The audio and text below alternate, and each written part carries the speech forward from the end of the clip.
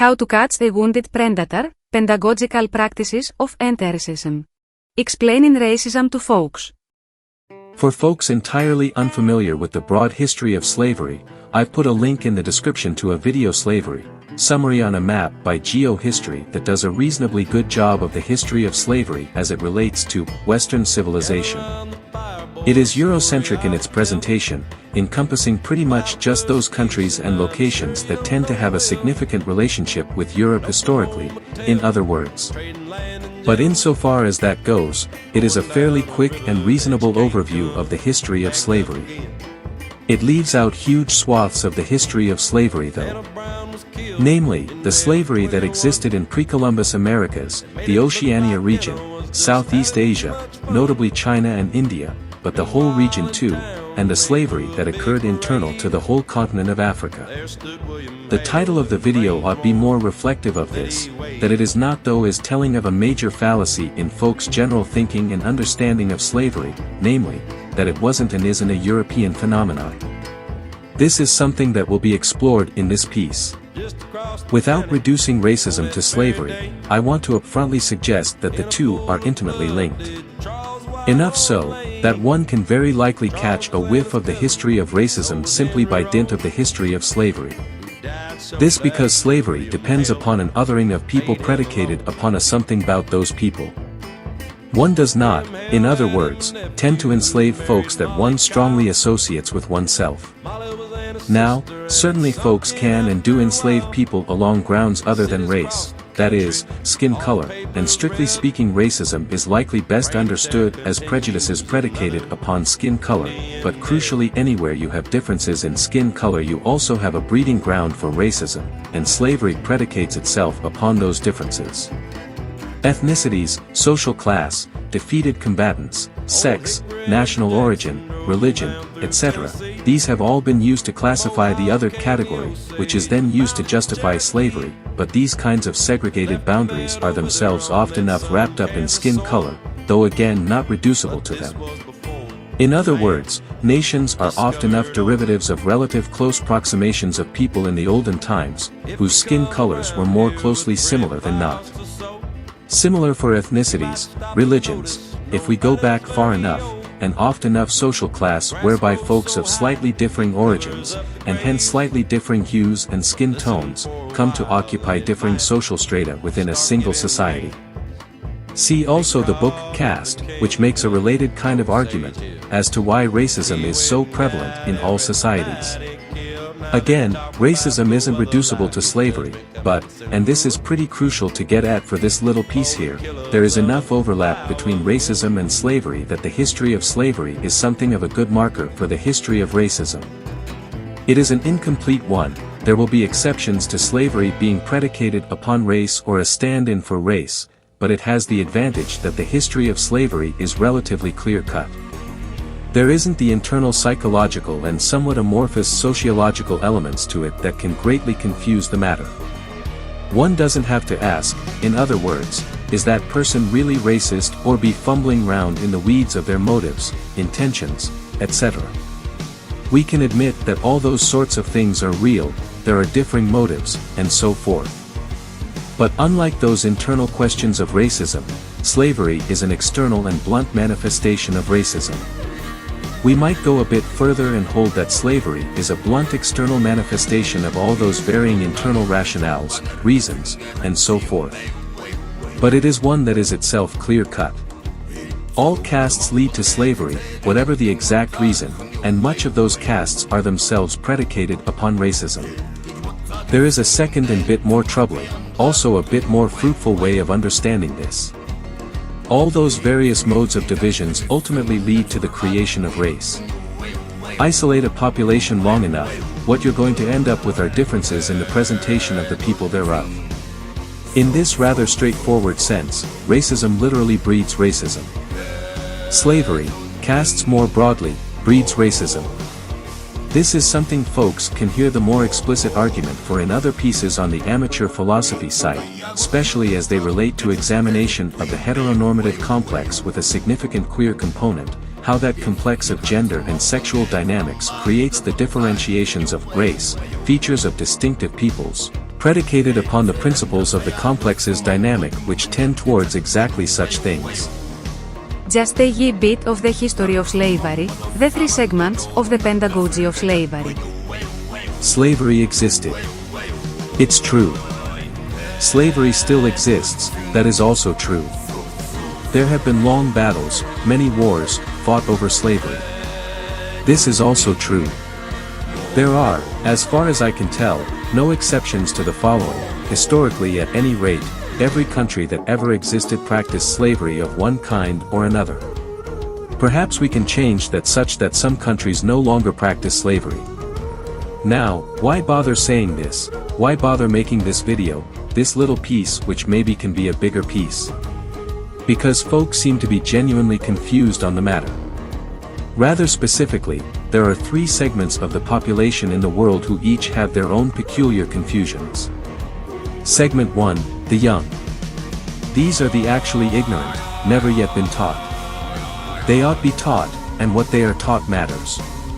Segment 2, those that are in denial that slavery happened in their own country, by their own people, what that was like, and how that has had profound effects upon their society. Segment 3, those who are fixated on some specific version, countries, or people's practices of slavery, such that they literally confuse that fixation as if it were the entirety of slavery, or otherwise get caught up in trying to determine which country, practice, etc., of slavery was worse, and hence was the real slaver. Thereby conveniently deflecting from other versions and manifestations of slavery. We might hold that what we ought be teaching segment 1 is a derivative of responding to folks in segments 2 and 3.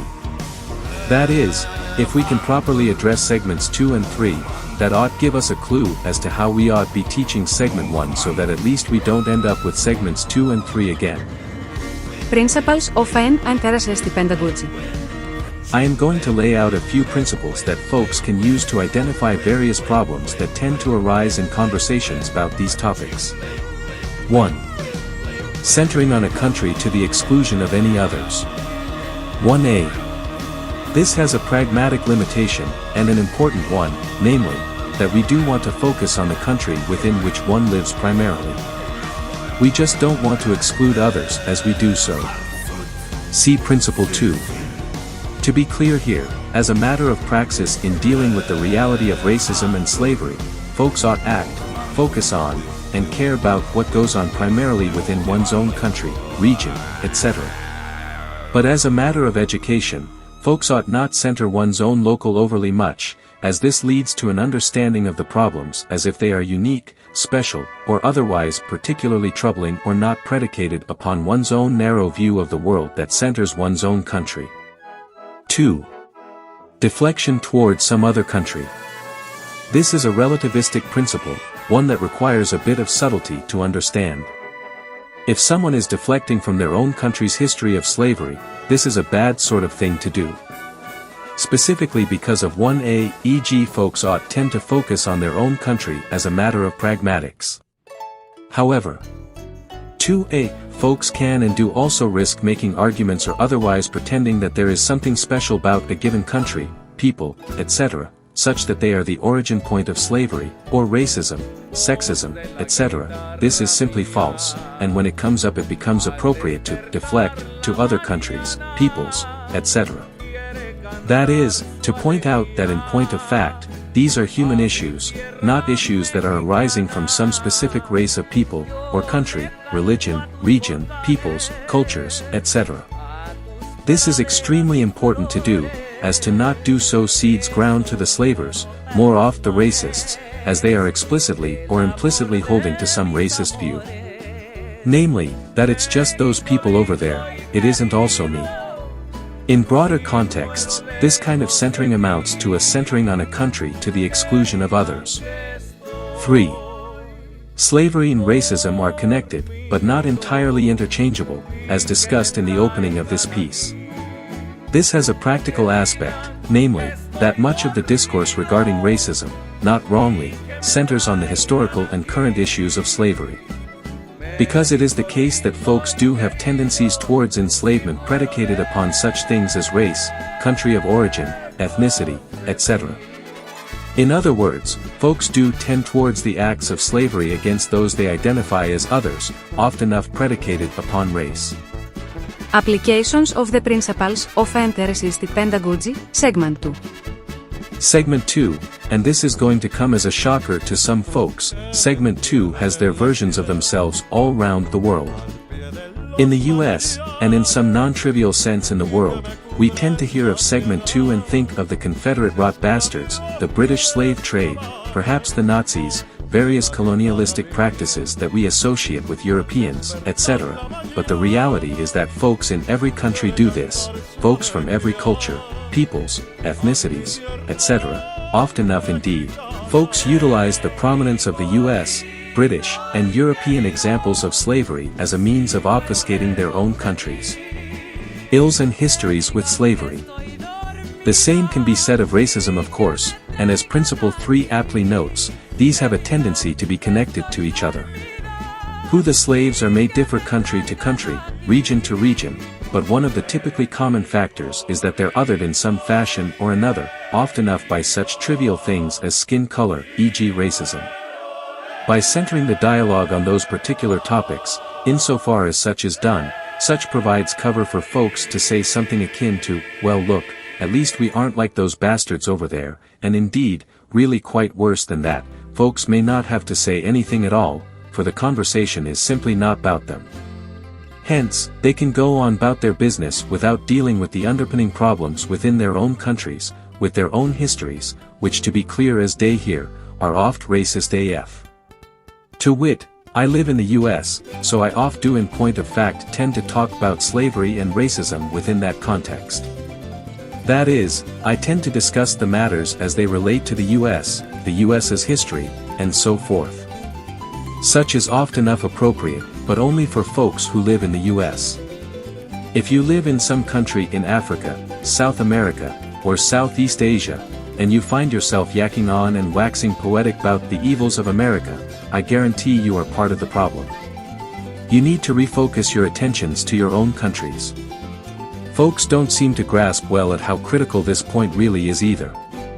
There are arguments out there, for instance, that literally attempt to blame the US, or European colonialism for the existence of slavery and racism, and thereby they do not have to address those issues as they pertain to their own countries, peoples, histories, practices, etc.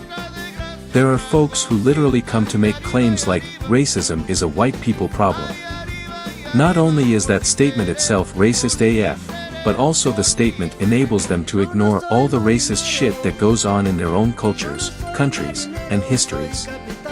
Applications of the principles of interest pedagogy, segments 2 and 3. Folks can get a sense of how segment 2 and segment 3 interact. To dodge responsibility, folks simply shift the focus to some other country, group of people, ethnicity, race, nationality, etc. The hidden variable is likely racism, though nationalism, cultism, tribalism, these kinds of barrier builders, sharp borders peoples, that is, people who feel a need for sharp delineations between things, and justify them with trivial sorts of characteristics may be a more apt and generalized way of explaining the hidden variable therein play. It can be somewhat difficult to pin down, as the notion thereof can switch up its reasoning, as in, it isn't the color of someone's skin, it's their nationality, or, it isn't their nationality, it is their government, or, it isn't their government, it is their religion, or, it isn't their religion, it is their philosophy, or, it isn't their philosophy, it is their beliefs. Like rabbits chasing down a wounded predator. I want to direct folks to the generalized argument which does provide a means of understanding the issue, see Love, Beauty, Courage, War, link in the description. While I suspect there are limitations to the usefulness of that document, it does provide a good generalized argument that understands the problems as one of identity and borders, which is fairly applicable to the various shape-changing categories that are used. But here, in less abstracted terms, we are dealing with the somewhat more boring realities of histories and countries.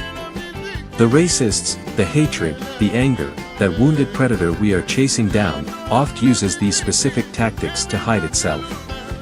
It can, that is, take the form of deflecting to some other country, people, ethnicity, religion, etc., or it can simply deny the existence within its own country, people, ethnicity, religion, etc. These are related, but not quite the same thing. How one hears these things, and who is saying them, make a difference in terms of their meaning too. Some folks might make similar points as an argument to justify the actions in general. As in, look, everyone else is doing it too, we aren't evil, it's normal. Moreover, historically speaking, that kind of argument has been used to justify slavery and racism in general, hence for some folks they might hear this kind of argument and think, oh, this is a justifying remark regarding racism and slavery. The wounded predator utilizes the historical facts towards differing aims. It uses fear-mongering and jealousy to inculcate itself. It advocates for the building or strengthening of borders, walls, and barriers. It others others as a means of identity. It is a shadow of yourself, for it has no core to it. Catching the predator, how to teach against racism.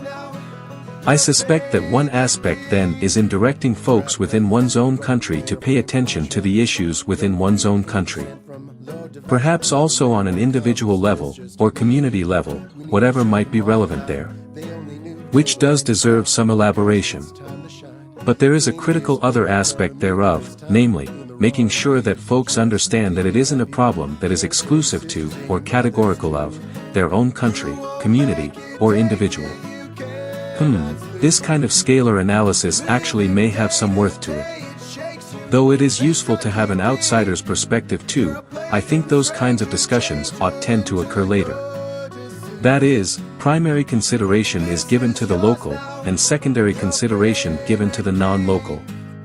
As a matter of pragmatics, on an individual level, the aim is very much to be loving towards others regardless of race, class, gender, sexuality, etc., and among the most effective methodologies thereof being the romantic and sexual loving of others across those borders. See the love lace for further guidance on that point. Link in the description. On a community level, this entails an understanding of local histories. This aspect is fairly important, and I think is best exemplified by the relative inapplicability of certain racial or slavery-driven historical points. As in, for instance, regarding the US, if your location wasn't a slave state, while one ought still learn about slavery, the racism that was prevalent within those non-slave states might be more important to emphasize. On a global scale, emphasizing European colonialism, or the American slave trade, detracts from any other country's capacity to emphasize their own relevant histories. This really gets to the heart of national identity. While I will be upfront that I am not necessarily super fond of national identities, and I think that this style of education does in fact undermine national identities to some degree, I want to also caution that I don't think that such necessarily eliminates them, it merely redefines them. Though, again, in the interests of honesty, folks could use this methodology towards the educational aims of bioregionally bound political structures, which would ultimately tend towards an undermining of the current nationalistic structures. It simply wouldn't eliminate nationalistic structures as such. See also the Moneyless Free Labor Society series, especially the section on bioregions, link in the description. To return to the point though, and for relevant instance to my own locale, the bigger issues regarding racism have far and away more to do with relations between white and indigenous, and white and various Asian and Oceania peoples than between whites and blacks. I am not suggesting that therefore folks in my region ought learn nothing whatsoever about racism, slavery, etc., as it occurred within the US in the South and between black and white people, but I am saying that what is far and away more relevant to learn about are the various racist and racially relevant actions that occurred within my own region. I might also be inclined to disenter whiteness from the narratives, which is perhaps controversial a.k.a. The problem with centering whiteness, much as discussed regarding the Eurocentric narrative, is that it definitely gives the impression that other peoples, races, ethnicities, etc., simply are not, or were not, racist themselves. Which is just plainly false. This leads to rather crazed positions that amount to denialism. See segment 2 of this problem.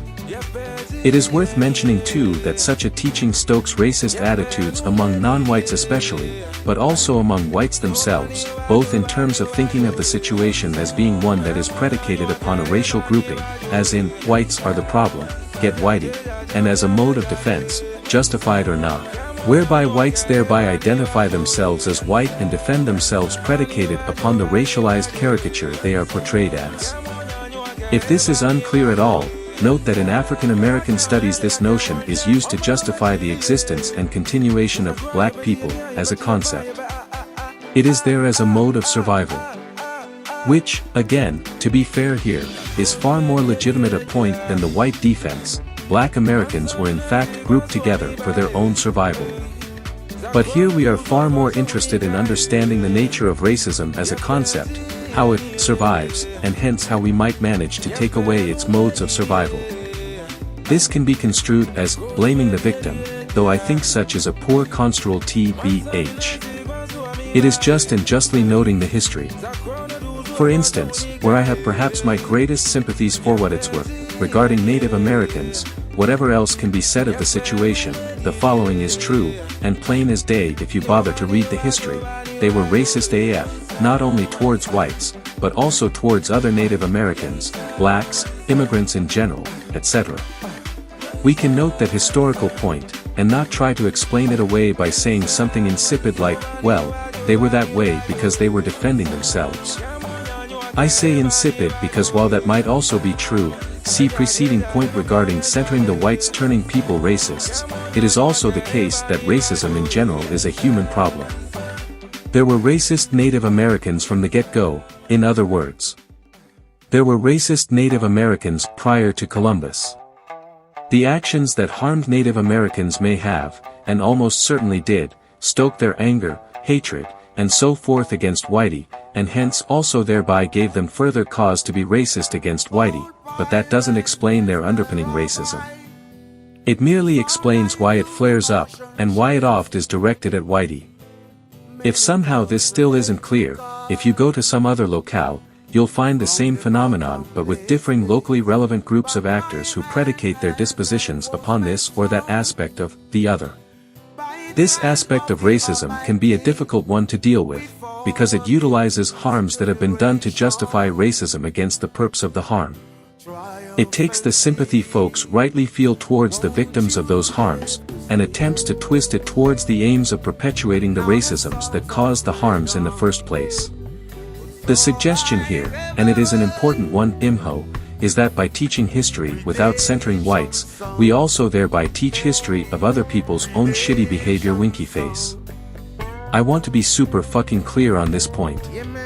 If we are to be teaching history that isn't white-centric, isn't Eurocentric, if we are to be teaching, say, Native American history, and Black American history, and women's history, and so forth, it has to include their own shitty-ass behavior. Of which there is plenty of it. The problem in occurrence, and it is a big-ass problem, is that the history as it is being taught is essentially centering the whites either as heroes or as oppressors, but everyone else's history is merely ancillary to whitey. As in, Black American history is, in total, merely a history of slavery and racism, and moreover, merely as such has happened to them. They are not intellectuals, save insofar as they are fighting against slavery, fighting indeed against whitey. They are not inventors, business people, they are not lovers and poets, save that it is by and of some racism that happened to them. They are not politicians, philosophers, scientists, explorers, or musicians, save that it is some heroic endeavor in a lost cause fight against whitey. They cannot be oppressors, or colonizers, they cannot be builders, they cannot be human, they can merely be warriors in a fight against whitey. Now, to be clear on a few points here, firstly, antagonistically, to the Native Americans' perspectives, somewhere along the line Black Americans and immigrants in general just became colonizers and oppressors. Secondly, and importantly, there really has been a major fight, wars, battles, and so forth fought against slavery and racism. It isn't as if there is a nothing there and the blacks just acting up or some such shit. The point though is that their history is a lot more than merely racism and slavery. They are poets and lovers, artists and musicians. They are also racists themselves, and we cannot hope to end racism without actually addressing that too. If it wasn't plain to folks before, it ought be plain to folks now, whereby there is a resurgence in racism stemming from in no small part the inability for folks to not center whiteness on the issues of racism. To be blunt, teaching history, actual history, entails teaching in no small part how folks fucked up themselves. To wit, I am on board with teaching about the history of slavery and racism in America and indeed as it pertains itself to folks round the world. I think such is a crucial sort of step. I am not on board with the overly simplistic narratives that folks are weaving, whitey bad, because it is simply not true. Worse than this, it allows racism to fester in everyone else. It allows people to ignore their own histories of racism. And let's be honest, if y'all can manage it, racism as it occurs in non-white Americans, indigenous or otherwise, is markedly different than it occurs in white Americans. And it is all of it markedly different than how it occurs in, well, broadly speaking, non-Western countries and indeed any other country. Among the most relevant aspects thereof, as it pertains to American history in particular, are the facts that America is a nation of immigrants and indigenous peoples, and America has for a long time now therefore been confronting racism in ways that few and maybe no other nations really have been. If that be at all unclear to anyone, due to the fact that America is composed of so many different people, so many different cultures, ethnicities, religions, etc., Americans have also been forced to reckon with racism in ways that other countries simply haven't. To use the relevant phrase, America is an anti-racist country de facto that has been fighting against the prima facie racism it was founded in more or less since its inception, in ways that other countries can't even really do, because they aren't composed of such diversity. Being anti-racist isn't the same as being not racist. A country can be racist and also be anti-racist, though that does start to get kinda strange sounding. I'd likely tend towards the position that America is an anti-racist country that has been therefore fighting against racism. Hence it isn't really a racist country, it is an anti-racist country that has an agenda about it to fight against the racism. It has an aim of having its people not be racist, and an aim of getting rid of various racist ideologies, laws, practices, etc., but the country itself is therefore anti-racist. It's just that what anti-racism looks like in different times within the country varies, and that there are actual racist elements within it that strike back. America's laws, credo, and aims, however, lean pretty heavily towards the anti-racist category. As broad strokes of history, such has a certain appeal to it. One can identify and acknowledge the racist elements, the historical realities, and yet not reduce the country to merely those things. There is a concern of triumphalism therein, whereby America casts itself as a hero, but I think the proper context to dissuade from such is to note that such is too simple a narrative. Such a broad narrative allows for regional variations, specifications, and the capacity to acknowledge the racisms that happen within differing communities. Understanding racism as a derivative of the heteronormative complex is also potentially valuable, as in, understanding that the protectiveness element, stranger danger supposition, arises in no small part from the individual emotive states of jealousy and fear, specifically as they relate to one's lovers. See especially the Rape of the Swan series for a fuller understanding of how those relate, links in the description. Hence, and again, the dovetailing to the individual level of intimate relationships with others, especially as they pertain to sexual and romantic loves relations. Doing this sort of thing may entail a literal teaching practice in the public school systems, and the online schooling systems, whereby there is actually an effort at teaching American history in particular as a fight against racism. Which, as to why I am somewhat hesitant to do so, is that such is an oversimplification of American history. See all the criticisms given regarding Black American history. Perhaps, therefore, insofar as we teach the history of racism, we can do so thusly, but we needn't have that be the entirety of the historical curriculum either. And perhaps even noting within it that to do so would be to do a disservice to the historical realities of peoples. We are not merely a people that fight against racism. Immigrant racism, the place where racism goes to die. A broad suggestion of how to practically teach about racism, both as it occurs within America, and as how such then pertain to racism in the world at large. While this is clearly going to be too broad a category to say much meaningful about it in regards to the specifics, nonetheless, noting the history of racisms within an immigrant's country of origin can be a very useful way of understanding how that particular racism comes to America to die. This ought be clear enough to anyone who has family that is, or knows someone who is an immigrant. They carry with them the racisms of their country of origin, of their own histories. Understanding, that is, how those views from their countries of origins, come to America and are expressed within an expressly anti-racist country, whereby those racist views tend to fade out, to die over time. In particular, with each succeeding generation, and as the immigrants comes to interact with folks from differing races, peoples, cultures, etc. Something they simply couldn't have done in their country of origin. Or, at any rate, how those particular racisms change and adapt, to which we might note such as being applicable to their countries of origins, e.g. their countries of origin could potentially use those particular American immigrant histories as a mode of teaching about racism within their own countries, that is, as a mode of teaching how anti-racism works. What happens to our country's particular styles of racism when it goes to the country that racism goes to die in?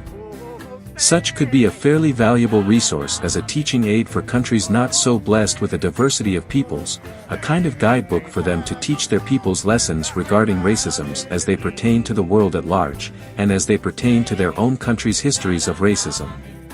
How I mean, that is, folks do and used to interact predicated upon race, country of origin, etc., treating America as an imperfect microcosm of the world at large. Again, also how peoples from their specific countries have had to handle their own racism that they carried into America with them. To try and be clear here, this can be such amazeballs things as dispelling silly and overt racist beliefs by informing folks in the country of origin what people from different places are really like, from the perspectives of people from that country of origin. It is important though to try and understand such not from the position of centering whitey, such would merely reinforce whatever existing racist narratives exist therein by denying their existence, placing themselves as victims at the hands of old whitey. The point would be to examine whatever racisms exist within that immigrant community itself, not what they suffer but what suffering they bring. Such isn't of course to dismiss whatever suffering they have themselves suffered, it is to expressly point to the teaching of histories that are real, and not merely versions of white-centered history, with an expressed aim of eradicating racism on an ideological level, cultural level, and practical level. Perhaps note that this is what folks inform whites in America to do for themselves, examine how they bring suffering to others, not how they themselves may suffer. The latter of course being true, whites in America do suffer, but as a matter of doing anti-racism, the focus for the whites in America has to be on how they bring suffering. What is being suggested here is that those same principles be applied across the board, not on some principle of fairness or some other such nonsense, but as a matter of actually inculcating anti-racist practices in all differing communities, and also globally. On an individual level, such has its roots in basic human relationships, love's relations, and emotive expressions that a.k.a. if we can or even ought actually eradicate. Such sounds a wee bit Susie tbh. Buts, lots of buts, on an individual level such may in fact and in part define the human life as a matter of actively striving towards that higher loves. In other words, we might not be inclined towards understanding that folks gonna feel the feels, gonna have the views they have, but we ought not support those views culturally, educationally, socially, pragmatically, and, I swear this isn't all bad, part of the experiencing of love's many musings is also the overcoming of those boundaries. The overcoming of the fears, the jealousies, and so forth in part entail the love's relations. Such can be significantly mitigated simply in virtue of the not actively supporting them, and via the teachings of anti-racism as is being outlined here. But the undergirding feelings, even if they are not attached to racism, are likely to persist. One might, in other words, feel jealousy and fear predicated upon one's love's relations, but such wouldn't manifest itself at all, or at least not as strongly as it pertains to racism. Again, see the Lovelace and the Rape of the Swan series for a deeper understanding, criticisms, and plausible solutions towards these issues on an individual level. Link still sittin' pretty in the description. Pragmatically, such also entails historical textbooks that are somewhat more tailored by region, specifically, as they may pertain to specific concentrations of differing indigenous and immigrant groups. Rather than the overarching supposition of a narrative that entails a whitey and everyone else. Such would likely also include the various tales and histories of whitey, as whitey is in fact everywhere in America, winky face. But, such doesn't delimit the history to such, and it doesn't exactly center it. In other regions in the world too, thanks to European colonialism, there is a relevant history of whitey in many countries, but note a couple of things about that. 1. Such doesn't define those countries' histories, it is merely a part of them. Folks centering that aspect of the history are masking their real histories, oft for nefarious purposes. Note for relevant instance what is going on in Africa in the current regarding anti-colonialism. 2. Although there are real dissimilarities involved that cannot be ignored, there is a meaningful similarity to immigrant histories that also cannot be ignored. Namely, that whatever the history of whitey may be in some other country, it is as a minority group, not a majority group. That doesn't entail that they were oppressed therein, it merely entails that their histories are distinctive from the majority's histories. Moreover, as it pertains to American history, this style of teaching history understands whitey as an immigrant rather than a race. To wit, teaching Bout, say Irish history, the history of Irish immigrants, in a location that has a significant Irish population, rather than teaching of a white history, or for that matter, a black history, or an Asian history, or a Native American history. Each of these have specific historical relevances to them, specifications that are far more meaningful than the broad categories we are more commonly giving them. Maybe more to the point, those broad categorizations are part and parcel to the problems of racism. The point is that all of these categories are overly broad, they grossly miss the relevant points, they perpetuate the problems by rather expressly utilizing the categories of race to teach, rather than anything more subtle and relevant, and bluntly they are historically inaccurate and pretty grossly so. As to what the American history is, that moniker that is attached to all those others that come here, there is a significant sense in which such is constituted by way of anti-racism itself. The fight against racism is a unifying element in America as a historical narrative. Likewise, the capacity for folks from otherwise disparate places managing to live together is also a unifying element in America as a historical narrative. One can be an Ethiopian American, and what distinguishes you from Ethiopians is your Americanness, and that Americanness is the predication upon an anti-racist disposition, the multiculturalism and pluralism of American society in general. Such is the primary steps in American history, in Americanness, the place where racism goes to die. What is left in the aftermath, what blooms forth is not going to be the same as before, and that too is what constitutes part of Americanness, part of the indigenous and immigrants' tales. Insofar as folks round the globe can partake in such wisdoms, such may constitute a global massacre of racism. To quote the poets, love is a murderer, love is a murderer.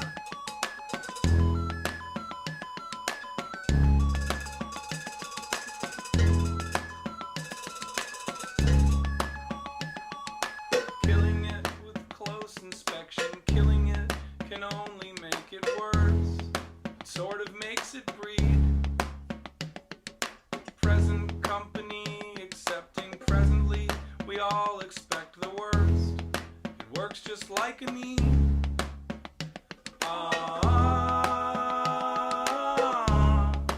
Present company excluded in the night.